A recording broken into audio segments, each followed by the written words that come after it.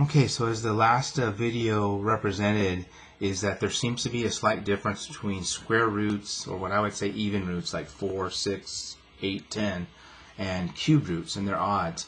So what we're going to do in this video is first take a look at a square root. What we learn about square roots will also handle even roots, and there's some nuances that we have to be very careful of. And it all starts with this note. If I took a negative 3 and I squared it, what I would get is a positive 9. And if I took a positive 3 and squared it, what I also would get is a positive 9.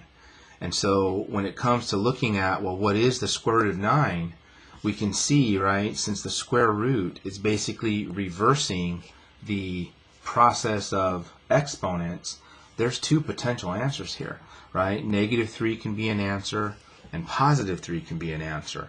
So that is pretty nuanced. So which one do we actually want? So what we want usually is what's called the principal square root. That one is the one that is always positive. So if the radical is already introduced to us, I did here, right? When I'm asking you for this, let's say the square root of 16, the correct answer here will be 2. Even though we do know that negative 2, that should be a 4. What am I doing here? Even though we know that negative 4 squared is also 16. So negative 4 is a potential square root, but we're going to be talking about the principal square root, which is always positive. I'm sorry for that train wreck. So something like the square root of 25. Well, again, the radical is already present. So which square root are we talking about? We're talking about 5. We're always talking about the principal square root. But we have to be aware of the fact that there are actually two of them, right? There's a positive one and a negative one that can be a potential answer. So when you're doing your homework, make sure you understand what they're asking for. Clear thing is if the radical is already given, you are basically talking about the principal square root. We'll focus on that. If the radical is not given, and they're asking you to list all the square roots for the following things, that's when we open ourselves up to the fact that there's a plus minus. A huge impact when we solve equations later. But 49, what are my two potential square roots? Negative 7 and 7. Of course, what's the principal one? What's the one that we usually use in practice? It'll be 7. What are my square roots of 25 over 36? Well, there's going to be negative 5 over 6 and positive 5 over 6. Because if I raise both of these to the second power, I get that. Of course, what's the one that we really want to focus on? The principal square root, the positive 5/6.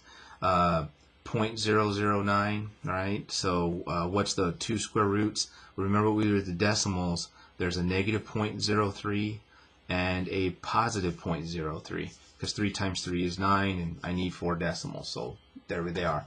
Which one are we going to focus on usually? The positive one, the principal square root. What about negative 16? Well, we just saw, right, that if we try to take the square root of negative 16, right, there isn't a number that I can square that'll become a negative 16. So again, this is not real, right? There is no possibility there.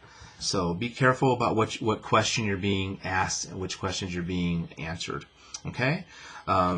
The next thing, because of this little nuance here, how we simplify something like the square root of x squared becomes very important.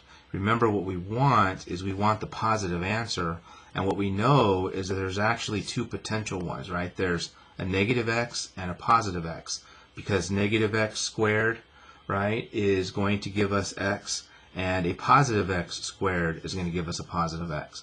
So to account for the principal square root, right, what we always want to do, right, is make sure that our value is positive. So to make sure that this doesn't happen, that we're not getting a negative x and an x in this case, the way that we simplify this is we introduce the concept of absolute value, because we know the absolute value is always going to be positive whether we are negative or positive.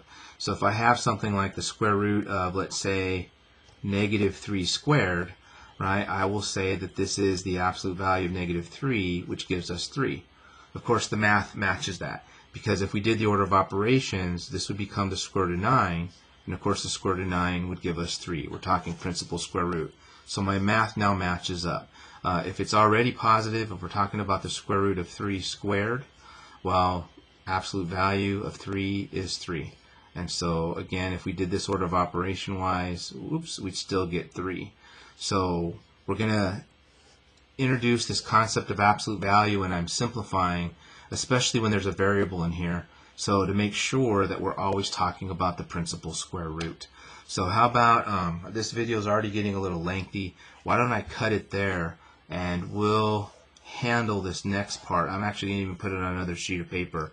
We'll handle this idea of handling a square root with an absolute value under some very odd circumstances. But again, the reason why it's weird is that there's two values that I can actually square to get a positive, a negative and a positive. And so when we're talking square roots in general, there's two potential answers. The one we're typically going to be talking about is the principal square root, and so we definitely need, right, these absolute values to make sure that I'm always positive. See you guys in the next video, and we'll cut away at these guys.